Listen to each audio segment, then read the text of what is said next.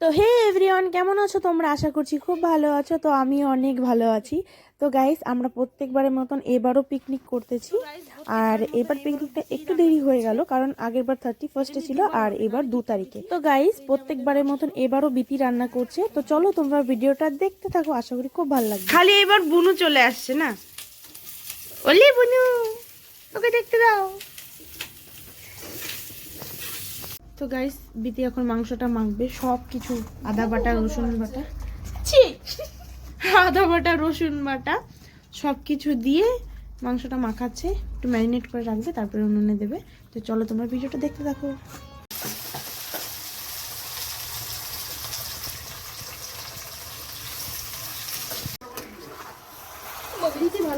নুড়ি আছে তো, নুড়ি ধর, ওটা দিয়ে মুছে দিছি।